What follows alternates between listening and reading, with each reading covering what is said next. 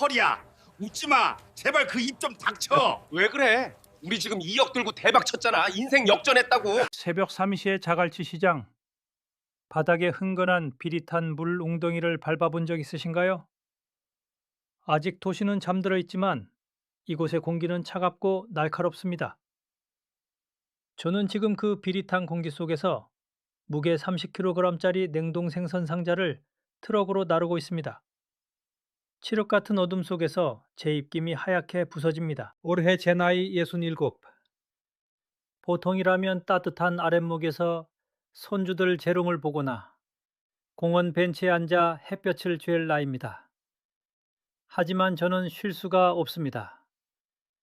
등줄기에서 식은 땀이 흐르고 허리가 끊어질 듯 비명을 질러도 오늘 이 새벽 노동을 멈추면 당장 내일의 밥상이 위태롭기 때문입니다.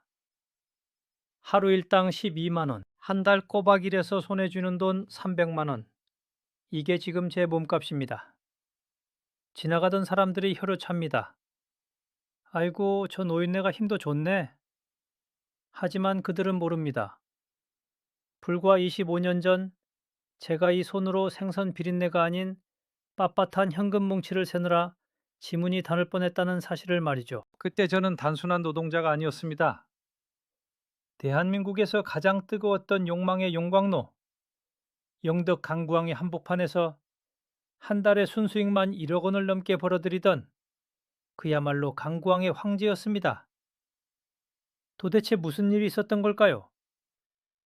평생 모은 2억 원을 들고 호기롭게 뛰어들었던 그 붉은 대게의 바다에서 저는 왜 빈털터리가 되어 다시 이 차가운 시장 바닥으로 돌아와야 했을까요? 오늘 들려드릴 이야기는 단순히 한 노인의 실패담이 아닙니다. 이것은 대한민국 자영업의 잔혹사이며 욕망이라는 이름의 전차가 어떻게 궤도를 이탈하는지에 대한 생생한 보고서입니다. 시계를 1997년으로 돌려보겠습니다. 그해 봄, 대한민국은 온통 이 드라마 이야기뿐이었습니다. 최불암, 최진실, 차인표 등 당대 최고의 배우들이 총 출동했던 드라마 기억하시나요? 바로 그대 그리고 나입니다. 시청률 66%라는 지금으로서는 상상조차 할 수 없는 경이로운 숫자를 기록하며 온 국민을 TV 앞으로 불러들였죠. 드라마 속 배경이 되었던 영덕 강구항은 그야말로 낭만의 성지였습니다. 푸른 동해바다, 활기 넘치는 어선들, 그리고 김이 모락모락 나는 붉은 대게. TV 화면을 가득 채우던 그 풍경은 평생 부산 자갈치 시장에서 고등어 냄새만 맡으며 살아온 제 가슴에 불을 질렀습니다. 당시 저는 61였습니다. 30년 넘게 수산물 도매업을 하며 알뜰살뜰 모은 현금 2억 원이 통장에 있었습니다. 1997년이면 서울의 음마아파트 31평형이 2억 원 초반대였으니 결코 적은 돈이 아니었죠. 아내는 은행에 넣어두고 이자나 받으며 편하게 살자고 했습니다. 당시 금리가 연 10%가 넘던 시절이었으니 그 말도 일리가 있었죠. 하지만 제 눈에는 그게 들어오지 않았습니다. TV 속 강구항, 그곳에 가면 돈이 길거리에 널려 있을 것만 같았습니다. 여보, 이건 기회야. 30년 생선 만진 내공으로 대게 장사하면 은행 이자 따위는 비교도 안 될 만큼 벌 수 있어. 저는 아내를 설득했습니다. 아니, 사실은 제 자신을 설득하고 있었는지도 모릅니다. 은퇴 후의 무료함, 그리고 마지막으로 한 번 더 라는 수컷의 본능이 저를 영덕으로 이끌었습니다. 그해 4월, 제 낡은 소나타를 몰고 도착한 강구항은 충격 그 자체였습니다. 평일 낮인데도 강구대교 진입로가 꽉 막혀 있었습니다. 차 창문을 내리자 짭조름한 바다 냄새와 함께 구수하고 달큰한 대게 찌는 냄새가 코를 찔렀습니다. 거리는 그야말로 인산인해였습니다. 전국 각지에서 몰려든 관광버스들이 쉴 새 없이 사람들을 토해내고 있었고 식당마다 줄이 길게 늘어서 있었죠. 사람들의 표정을 관찰했습니다. 그들은 밥을 먹으러 온 게 아니라 돈을 쓰러 온 사람들처럼 보였습니다. 메뉴판에 적힌 시가라는 무서운 글자에도 아랑곳하지 않고 4인 가족이 앉은 자리에서 20만 원, 30만 원을 우습게 결제하고 있었습니다. 제 머릿속 계산기가 빠르게 돌아갔습니다. 테이블 20개, 회전율 3회, 객단가 20만 원, 하루 매출 1,000만 원? 심장이 쿵쾅거렸습니다. 자갈치 시장에서 1년 꼬박 1회 벌 돈을 여기서는 한 달이면 벌 수 있다는 계산이 나왔습니다. 이건 장사가 아니라 그냥 돈을 줍는 것과 다름없어 보였습니다. 저는 낭소림 없이 강구대교 초입, 목 좋은 곳에 있는 50평짜리 상가를 계약했습니다. 보증금 5천만 원에 월세 200만 원. 당시로서는 파격적으로 비싼 임대료였지만 전혀 아깝지 않았습니다. 인테리어에만 8천만 원을 쏟아부었습니다.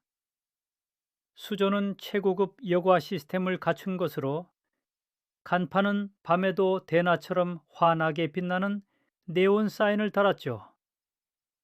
가게 이름은 영덕횟집. 평범하지만 직관적인 이름이었습니다. 1997년 6월 6일 드디어 오픈했습니다. 그리고 그날부터 제 인생에서 가장 화려하고 동시에 가장 위험한 질주가 시작되었습니다. 첫날 매출이 얼마였는지 아십니까? 점심 장사만으로 240만 원을 찍었습니다. 저녁까지 합치니 하루 매출이 700만 원에 육박했습니다. 순수익만 하루 400만 원. 자갈치 시장에서 한 달 내내 뼈 빠지게 일해야 만져볼 수 있던 돈이 단 하루 만에 제 금고로 들어온 겁니다. 밤 10시 셔터를 내리고 아내와 마주 앉아 돈을 세는데 손이 떨려서 제대로 셀 수가 없을 정도였습니다. 여보, 이거 꿈 아니지?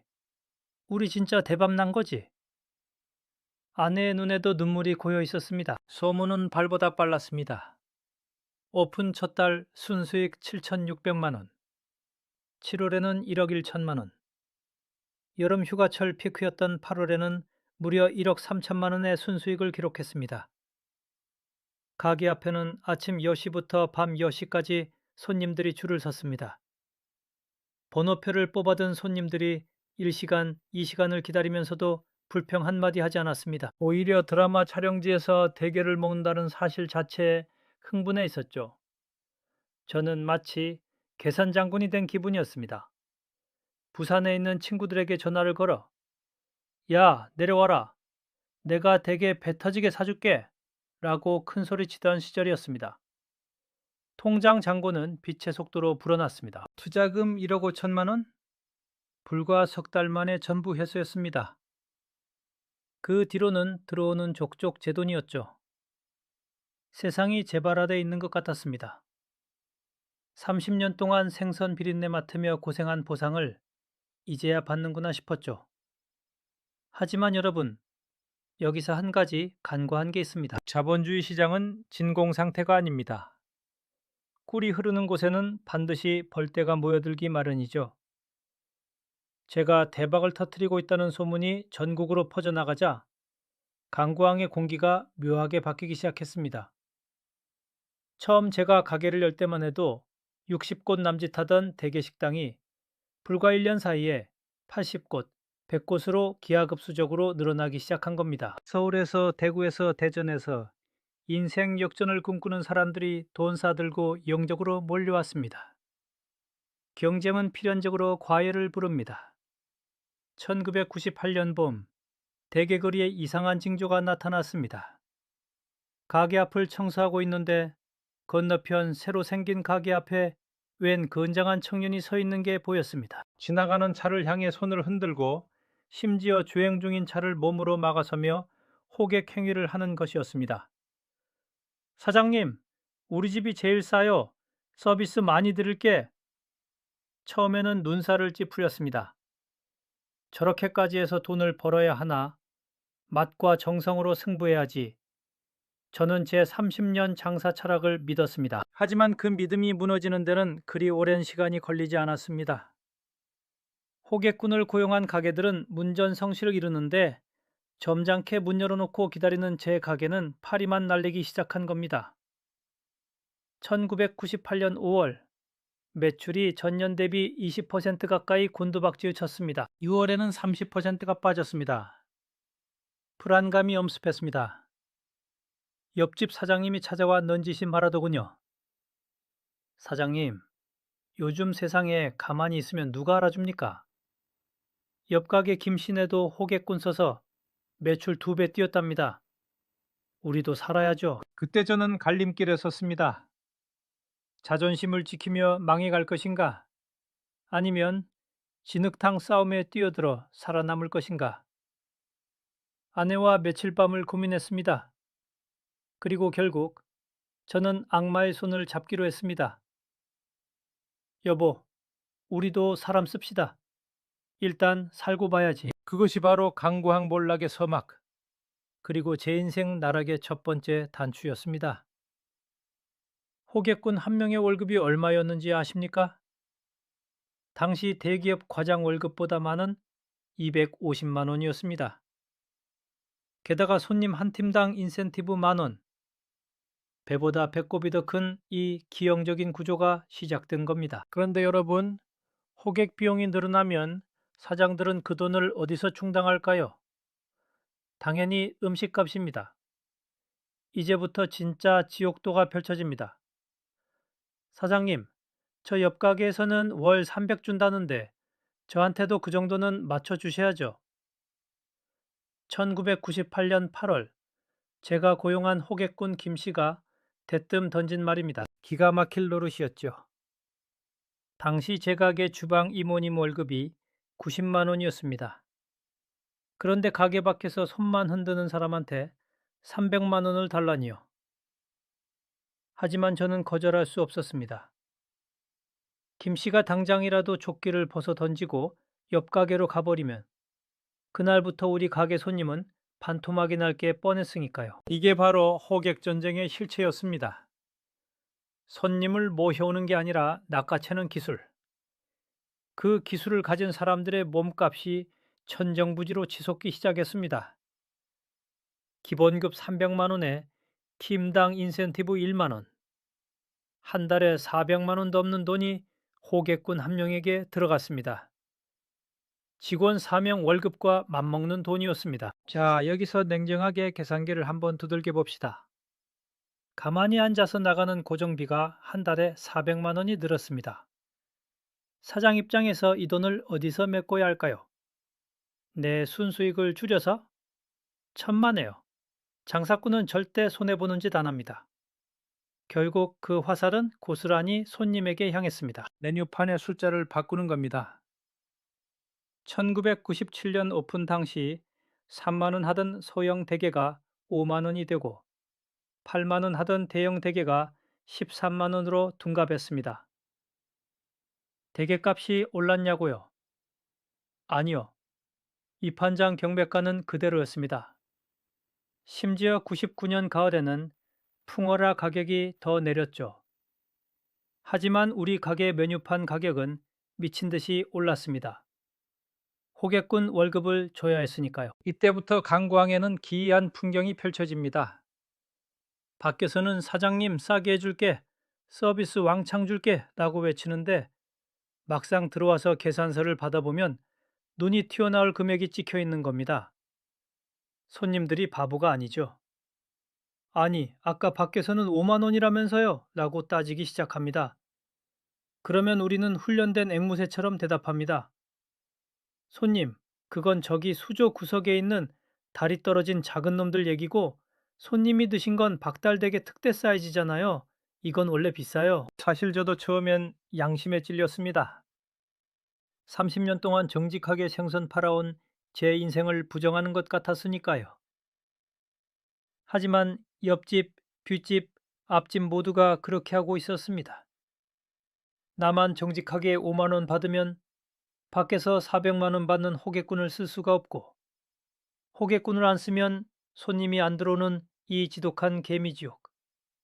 저는 스스로 합리화하기 시작했습니다. 다들 먹고 살려고 그러는 건데 뭐. 그리고 영덕대게는 명품이잖아. 명품은 원래 비싼 거야. 더 악질적인 수법들도 등장했습니다. 저울장난, 일명 물치기라고 하죠. 대게를 저울에 올릴 때 바구니 무게를 포함시킨다거나 물을 잔뜩 머금게 해서 무게를 늘리는 수법. 심지어 죽어서 헐값에 사온 대게를 살아있는 놈들 사이에 섞어 파는 가게도 있었습니다. 손님이 찜통에 들어가는 걸 직접 확인하지 못한다는 맹점을 이용해 살아있는 놈을 보여주고 주방에선 죽은 놈으로 바꿔치기 하는 바꿔치기 기술까지 횡행했습니다. 손님들의 표정이 변해갔습니다. 1997년에는 와, 정말 맛있다. 사장님 최고예요. 라며 엄지를 치켜세우던 손님들이 1999년이 되자 식사 내내 찜찜한 표정으로 계산기를 두드리기 시작했습니다. 나갈 때는 인사가 아니라 욕설이 오가기도 했습니다. 다시는 오나 봐라. 완전히 사기꾼들이네. 가게 문을 박차고 나가는 손님의 뒷모습을 보며 저는 가슴 한구석이 서늘해지는 것을 느꼈습니다. 하지만 당장 금고에 들어오는 돈이 줄어들지 않으니 그 경고를 무시했습니다. 어차피 뜨내기 손님들이야. 주말 되면 또 다른 사람들이 오겠지. 하지만 우리가 간과한 가장 무서운 적이 등장했습니다. 바로 인터넷이었습니다. 1999년, 2000년대로 넘어오면서 PC 통신이 저물고 다음 네이버 같은 인터넷 포털 사이트가 폭발적으로 성장했습니다. 여행 커뮤니티와 블로그가 생겨났죠. 예전에는 손님 한 명이 기분 나빠서 돌아가면 그만이었지만 이제는 그 손님이 집에 가서 글을 씁니다. 강구항 절대 가지 마세요. 완전 바가지입니다. 입구에서 차 막고 호객하는데 깡패인 줄 알았어요. 20만 원 내고 먹었는데 살이 하나도 없네요. 죽은 게 쪄준 것 같아요. 이런 글들이 하루에도 수십 개씩 올라왔습니다. 강구함을 검색하면 연관 검색어에 바가지, 불친절, 사기가 따라붙기 시작했습니다. 정보는 빛의 속도로 퍼져나갔고 사람들은 더 이상 TV 속 낭만적인 항구를 믿지 않았습니다. 2000년대 초반 매출 그래프가 꺾이기 시작했습니다. 완만한 하락이 아니었습니다. 롤러코스터가 정점을 찍고 내려오듯 무섭게 곤두박질 쳤습니다. 평일 점심시간, 텅 빈 홀에 앉아 먼지 낀 창밖을 바라보는 시간이 늘어났습니다. 밖에는 여전히 수십 명의 호객꾼들이 지나가는 차 한 대라도 더 잡으려고 몸싸움을 벌이고 있었습니다. 그 모습이 마치 물이 말라가는 웅덩이에서 서로를 잡아먹으려는 올챙이 떼처럼 보였습니다. 비참했습니다. 하지만 멈출 수가 없었습니다. 이미 오른 임대료, 높아진 인건비, 그리고 제 씀씀이까지 모든 게 대박 시즌에 맞춰져 있었기 때문입니다. 한번 올라간 가격은 내려오지 않았습니다. 손님이 줄어드니 매출을 맞추려면 갭단가를 더 올려야 했고 가격을 올리니 손님은 더 줄어드는 악순환. 우리는 스스로 제사를 파먹고 있었습니다. 옆집 사장과 술잔을 기울이며 한탄했습니다. 김 사장, 우리 예전엔 안 이랬잖아. 진짜 좋은 게 가져다 주고 손님들 웃는 거 보는 맛에 장사했잖아. 어쩌다 이렇게 됐을까? 김 사장이 씁쓸하게 웃으며 대답하더군요. 형님, 돌아가기엔 너무 멀리 왔어요. 지금 호객꾼 자르면 당장 다음 달 월세도 못 내요. 그냥 버티는 거죠. 폭탄 돌리기 아닙니까? 폭탄 돌리기. 정확한 표현이었습니다. 언젠가 터질 것을 알면서도 내 손에서만 터지지 않기를 바라는 비겁한 마음. 그 마음으로 2000년대 중반을 버텼습니다. 100곳이 넘던 대게집들이 하나둘 문을 닫기 시작했습니다. 임대문에 스티커가 붙은 유리창이 들어갔고 밤이 되면 화려했던 네온사인이 이 빠진 짐승처럼 듬성듬성 꺼져갔습니다. 하지만 저는 살아남았습니다. 아니, 살아남았다고 믿었습니다. 비수기엔 적자를 보면서도 여름 성수기 한철 장사로 1년을 버티는 돌려막기식 운영을 하면서 말이죠. 통장 잔고는 서서히 말라가고 있었지만 저는 애써 외면했습니다. 내년엔 괜찮아질 거야. 경기가 안 좋아서 그런 거지. 우리 가게 문제는 아니야. 스스로에게 거짓말을 하며 버티던 어느 날 결정적인 사건이 터집니다. 단순히 손님이 줄어드는 차원이 아니라 시장의 판도 자체가 뒤집히는 거대한 변화가 몰려온 것입니다. 저는 30년 장사꾼의 감각이 무뎌졌다는 것을 인정하지 못한 채 마지막 남은 재산마저 파도 속으로 던져 넣을 준비를 하고 있었습니다.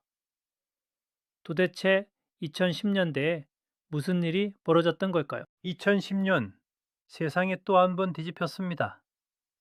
손님들의 손에 스마트폰이라는 무기가 쥐어진 겁니다.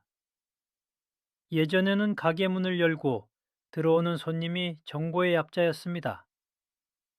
대게 시세가 얼마인지, 이 집이 맛집인지 아닌지 알 길이 없었으니 주인이 이거 오늘 제일 좋은 물건이야 라고 하면 믿을 수밖에 없었죠. 하지만 스마트폰이 보급되면서 모든 게 달라졌습니다. 손님들은 가게 식탁에 앉자마자 스마트폰을 꺼내 검색합니다. 자기야, 여기 평점 2점대인데? 리뷰 보니까 살수율 엉망이래. 옆 가게는 3인 세트에 15만 원이라는데 여기는 왜 20만 원이야? 나가자. 제 눈앞에서 실시간으로 가격 비교를 하고 악플을 확인합니다. 20세기의 장사 방식인 배짱과 거짓말이 21세기의 데이터 앞에서 박살이 나는 순간이었습니다. 더 이상 이게 특대 사이즈라 비싼 거야 라는 말이 통하지 않았습니다. 손님들은 이미 사진으로 사이즈를 비교하고 심지어 노량진 수산시장 시세까지 꿰뚫고 들어왔습니다. 투명해진 어항 속에서 발가벗겨진 건 대게가 아니라 바로 저 장사꾼이었습니다. 외부의 적도 무섭게 성장했습니다. 택배와 홈쇼핑의 공습이 시작된 겁니다. 예전엔 대게를 먹으려면 무조건 영덕까지 와야 했습니다. 그게 우리의 가장 큰 자산이었죠. 하지만 냉장 물류 시스템이 발달하면서 사람들은 굳이 왕복 6시간 운전을 해서 바가지를 쓰느니 집에서 편하게 산지직송 대게를 주문해 먹기 시작했습니다. 온라인 쇼핑몰, 밴드 같은 폐쇄형 커뮤니티에서 어민들이 직접 잡은 대게를 중간 유통 없이 반값에 뿌려댔습니다. 사장님, 인터넷 보니까 10마리에 15만 원 하던데 여기는 왜 한 마리에 15만 원이에요? 이 질문을 하루에도 10번씩 듣게 되니 노이로제에 걸릴 지경이었습니다. 그건 물개고 우리는 박달대게입니다.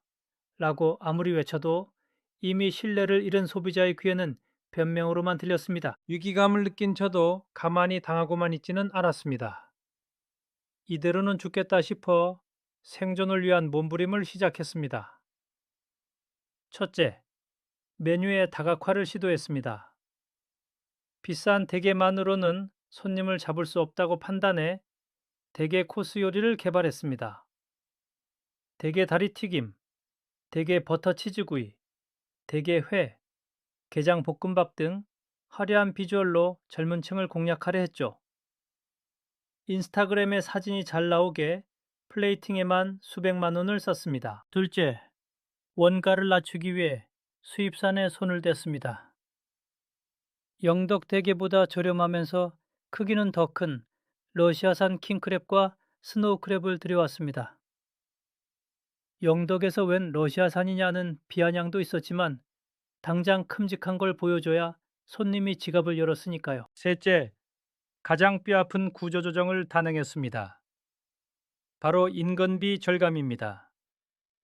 매출이 줄어드니 도저히 호객꾼 월급을 감당할 수 없었습니다. 2010년 즈음 결국 호객꾼 김씨를 내보냈습니다. 그리고 주방 이모와 홀 직원들도 줄였습니다. 그 빈자리는 누가 채웠을까요?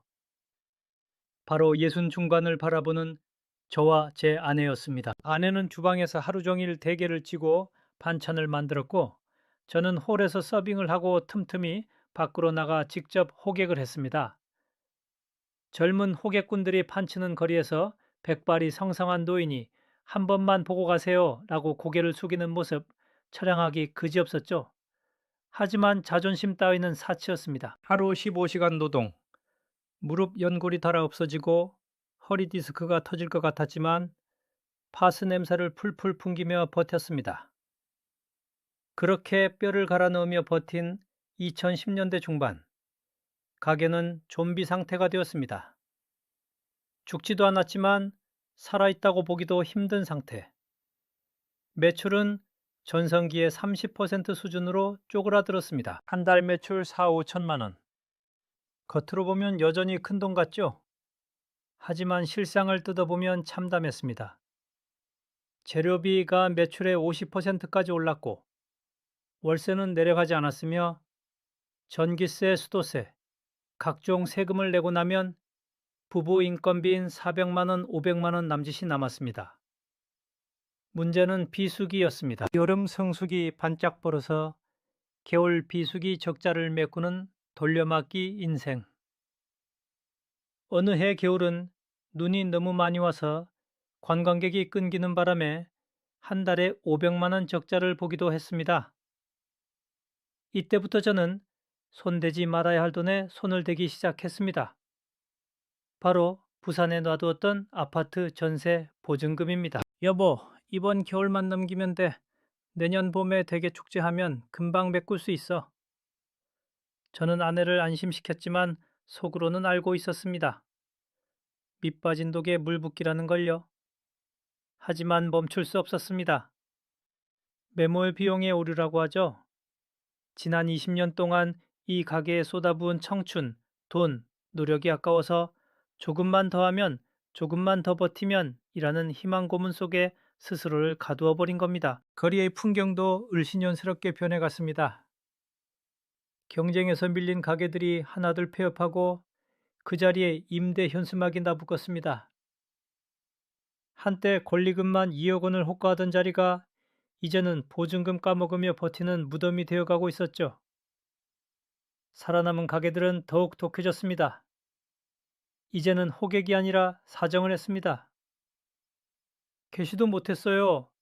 제발 좀 들어오세요. 2019년 저는 간신히 손익분기점을 맞추며 안도의 한숨을 내쉬었습니다.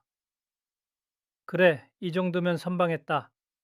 이제 바다만 찍었으니 올라갈 일만 남았겠지?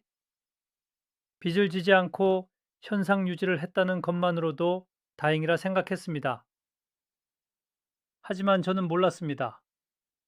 바닥 밑에 지하실이 있다는 것을. 그리고 그 지하실 문을 열고 들어올 불청객이 인류 역사상 유례없는 재앙이 될 것이라는 사실을 말이죠. 2020년 1월 뉴스에서 중국 우한발 바이러스 소식이 들려올 때만 해도 저는 저러다 말겠지 했습니다. 사스 때도 메르스 때도 강구항은 잠시 주춤했다가 다시 살아났으니까요. 하지만 이번엔 달랐습니다. 2월이 되자 대구 경북 지역을 중심으로 확진자가 폭발했고 강구항으로 들어오는 모든 도로가 사실상 봉쇄된 것이나 다름없는 상태가 되었습니다. 거리에 차가 한 대도 없는, 문자 그대로 개미 한 마리 없는 날들이 이어졌습니다. 매출 85% 감소. 이것은 장사가 안 되는 수준이 아니라 그냥 숨통이 끊어지는 수치였습니다. 월세 200만 원은커녕 전기세 낼 돈도 없었습니다. 그런데도 저는 가게 문을 열어두었습니다. 혹시나 만약에 한 팀이라도 올까봐. 텅 빈 수조, 모터 돌아가는 소리만 윙윙거리는 가게 안에서 저는 난생 처음으로 공포를 느꼈습니다. 아, 이렇게 말라 죽는 거구나. 5인 이상 집합 금지. 2020년 정부의 이 발표는 제 가게에 대한 사형 선고나 다름없었습니다. 대게라는 음식 특성상 혼자 와서 먹는 사람은 거의 없습니다. 가족 모임, 회식, 동창회 등 여럿이 모여야 매출이 나오는 구조인데 그 모임 자체를 법으로 막아버린 겁니다. 가게는 문자 그대로 올 스톱 되었습니다. 3월 매출이 전년 대비 90%가 빠졌습니다. 한 달 매출이 200만 원도 안 나왔습니다. 월세 200만 원, 전기세와 수조 유지비 100만 원. 문만 열어놔도 한 달에 150만 원씩 적자가 쌓이기 시작했습니다. 처음엔 제가 꽁꽁 숨겨두었던 비상금을 헐었습니다. 여름이면 끝나겠지, 백신 나오면 끝나겠지라는 희망 고문 속에 6개월을 버텼습니다. 하지만 통장 잔고는 바닥을 드러냈고 코로나의 기세는 꺾일 줄을 몰랐습니다. 결국 저는 해서는 안 될 선택을 했습니다. 부산에 전세를 놓았던 20평짜리 아파트, 우리 부부가 은퇴하면 돌아가서 살려던 그 마지막 보금자리를 급매로 내놓았습니다. 당시 시세보다 3천만 원이나 싸게 1억 7천만 원에 팔았습니다. 세입자 전세금 1억 원을 빼주고 나니 손에 쥔 돈은 고작 7천만 원. 제 인생의 마지막 안전장치가 사라지는 순간이었습니다. 여보, 이 돈이면 1년은 더 버틸 수 있어. 조금만 힘내자. 하지만 그 7천만 원조차 임대료와 생활비라는 블랙홀로 빨려 들어가는 데는 1년도 채 걸리지 않았습니다. 2021년 5월 통장에 남은 돈이 0원이 되었을 때 저는 비로소 항복을 선언했습니다. 더 이상 버티는 건 용기가 아니라 자살 행위였습니다. 여보, 이제 그만합시다. 우리 졌어. 23년을 지켜온 가게를 접는 날, 아내는 주방 바닥에 주저앉아 소리 없이 울었습니다. 폐업 과정은 더 잔인했습니다. 1997년에 권리금은커녕 인테리어 비용으로만 8천만 원을 썼던 그 화려한 가게가 나갈 때는 쓰레기 취급을 받았습니다. 건물주는 보증금 5천만 원에서 2천만 원을 제하고 줬습니다. 밀린 월세 때문이냐고요? 아니요. 원상복구비 명목이었습니다. 제가 설치했던 그 최고급 수조, 화려한 인테리어를 다 철거하고 시멘트 가닥으로 만들어 놓고 나가라는 겁니다.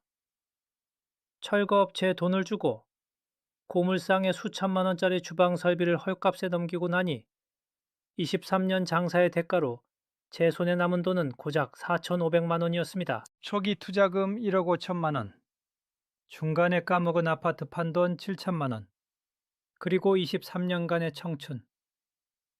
모든 걸 잃고 저는 2021년 9월 도망치듯 강광을 떠났습니다. 뒤도 돌아보지 않았습니다. 대개 거리 곳곳에 붙은 임대 현수막이 마치 저를 비웃는 것 같았습니다. 그렇게 다시 부산으로 돌아왔습니다. 65세 빈털터리 노부부가 할 수 있는 일은 많지 않았습니다. 저는 30년 전 제가 청년 시절 호령했던 자갈치 시장을 다시 찾았습니다. 하지만 이번엔 사장님이 아니라 일용직 하염 노동자로 말입니다. 어이 신입, 동작 좀 빨리빨리 합시다. 저보다 한참 어린 작업반장의 고함 소리에 고개를 조아립니다. 죄송합니다. 죄송합니다. 자존심? 그런 건 사치입니다. 당장 내일 먹을 쌀을 사야 하니까요. 현재 제 하루 일과를 말씀드리죠. 새벽 3시 알람 소리에 눈을 뜹니다. 온몸이 두들겨 맞은 듯 쑤십니다. 진통제 2알을 입에 털어놓고 집을 나섭니다. 새벽 4시 시장에 도착하면 전국에서 올라온 수산물 트럭들이 도착해 있습니다. 20kg짜리 냉동 고등어 상자, 30kg짜리 얼음 상자를 어깨에 짊어지고 나릅니다. 허리가 끊어질 것 같고 무릎 관절이 비명을 지릅니다. 예전엔 직원들 시켜서 하던 일을 이제 늙은 제가 직접 합니다. 하루에 100상자 넘게 나르고 받는 일당은 12만 원. 한 달 25일을 꼬박 일해야 300만 원을 손에 쥡니다. 오전 10시 작업이 끝나면 시장 구석 분식집에서 4,000원짜리 라면으로 끼니를 때웁니다. 뜨거운 국물을 마시며 생각합니다. 25년 전 그날 내가 강구항으로 가지 않았더라면, 그냥 부산에서 욕심 부리지 않고 살았더라면 지금쯤 따뜻한 밥상 받고 있지 않았을까. 하지만 후회는 아무리 빨라도 늦은 법이죠. 오후 3시 집에 돌아와 샤워를 하고 소파에 누우면 기절하듯 잠이 듭니다. 아내는 식당 주방 보조로 나가 월 180만 원을 벌어옵니다. 둘이 합쳐 480만 원. 먹고 사는 데는 지장이 없지만 우리에게는 노후라는 미래가 없습니다. 하루 벌어 하루 사는 삶, 아프면 끝나는 삶. 그게 67세가 된 저의 냉혹한 현실입니다. 얼마 전 쉬는 날에 차를 몰고 강구항에 다녀왔습니다. 궁금했습니다. 내가 떠난 그곳은 지금 어떤 모습일까? 3시간을 달려 도착한 대게 거리는 충격 그 자체였습니다. 제가 장사하던 가게는 여전히 비어 있었고 유리창엔 먼지가 가득했습니다. 한때 100곳이 넘던 대게 식당은 이제 30곳도 남지 않은 것 같았습니다. 고객 만족도 1위, 방송 출연 맛집이라던 현수막들은 찢겨나갔고 폐허처럼 변한 건물들이 흉물스럽게 방치되어 있었습니다. 그나마 문을 연 가게들 앞에는 여전히 호객꾼들이 서 있더군요. 사장님, 싸게 줄게, 일로 와. 텅 빈 거리를 향해 외치는 그들의 목소리가 왠지 모르게 슬프게 들렸습니다. 지나가는 손님은 거의 없는데 그들은 아직도 20년 전 방식 그대로 서로를 잡아먹을 듯이 호객을 하고 있었습니다. 변하지 않은 건 그들뿐만이 아니었습니다. 한 가게에 들어가 가격을 물어봤습니다. 특대 한 마리 25만 원입니다. 여전히 비쌌습니다. 손님은 없는데 가격은 요지부동. 망해가는 거리의 전형적인 모습이었습니다. 저는 씁쓸한 웃음을 지으며 돌아섰습니다. 차를 돌려 부산으로 내려오는 길, 저는 곰곰이 생각했습니다. 도대체 무엇이 문제였을까? 왜 우리는 다 같이 망하는 길을 선택했을까? 단순히 코로나 때문이었을까? 아니면 시대가 변해서? 아닙니다. 진짜 이유는 따로 있었습니다. 제가 2억 원을 날리고 인생의 황혼기에 막노동을 하며 깨달은 뼈저린 교훈들. 이제 마지막으로 여러분께 그것을 전해드리려 합니다. 부디 제 이야기를 타산지석 삼아 여러분의 소중한 노후 자금을 지키시길 바랍니다. 부산으로 돌아오는 차 안에서 저는 끊임없이 자문했습니다. 도대체 무엇이 잘못되었을까? 답은 명확했습니다. 첫째, 우리는 단기이익에 눈이 멀어 장기 신뢰를 팔아먹었습니다. 1997년 한 달에 1억 원을 벌 때 우리는 고객을 손님이 아니라 지갑으로 봤습니다. 어차피 한 번 오고 말든 애기들이라 생각했기에 더 비싸게 팔고 더 남겨먹으려 혈안이 되어 있었죠. 하지만 그 뜨내기들이 인터넷에 글을 남기고 입소문을 내면서 결국 강구항 전체의 평판을 좌지우지한다는 사실을 우리는 간과했습니다. 둘째, 호객 경쟁이라는 치킨 게임에 덫에 걸렸습니다. 옆 가게가 호객꾼을 쓰니 나도 쓰고 그러다 보니 인건비가 올라 음식값이 오르는 악순환. 이것은 전형적인 공유지의 비극이었습니다. 강구항 상인회가 나서서 호객을 금지하고 정찰제를 도입해 클린 강구를 만들었다면 어땠을까요? 하지만 우리는 서로를 경쟁자로만 여겼지 함께 살아가야 할 동반자로 생각하지 않았습니다. 셋째, 변화를 거부하고 과거에 안주했습니다. 세상은 스마트폰 시대로, 배달 시대로, 가성비 시대로 변해가는데 우리는 여전히 90년대식 배짱 장사를 고수했습니다. 영덕대게니까 비싼 게 당연해. 라는 오만함. 소비자는 더 똑똑해지고 합리적으로 변하는데 공급자는 제자리 걸음만 하고 있었으니 외면받는 건 당연한 수순이었습니다. 넷째, 가장 중요한 출구 전략이 없었습니다. 저는 23년 동안 벌었던 돈을 재투자하거나 생활비로 다 썼습니다. 가게가 영원히 잘 될 거라 믿었기 때문입니다. 하지만 자영업에는 반드시 수명이 있습니다. 정점을 찍었을 때 과감하게 권리금을 받고 나오거나 번 돈을 따로 비축해 두었어야 했습니다. 설마 망하겠어? 라는 안일함이 결국 60대 후반에 전 재산을 날리는 결과를 초래했습니다. 이제 은퇴를 앞두고 창업을 꿈꾸시는 5060세대 여러분께 실패한 선배로서 피 끓는 조언을 드립니다. 1. 퇴직금으로 로망을 사지 마십시오. 바다가 보이는 카페, 전원주택 펜션, 대게식당. 겉보기엔 낭만적이죠? 하지만 그 속은 전쟁터입니다. 여러분의 소중한 퇴직금은 노후를 지킬 최후의 보루이지 불확실한 사업에 던질 베팅 자금이 아닙니다. 이전, 경험 없는 분야엔 절대 큰 돈을 태우지 마십시오. 저는 수산물 유통 30년을 했다고 자만했습니다.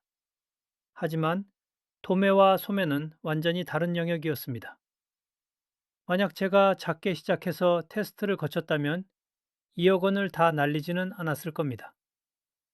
창업을 꼭 해야겠다면 절대 전 재산을 걸지 마시고 잃어도 되는 수준의 소자본으로 시작하십시오. 3. 고정비의 무서움을 기억하십시오.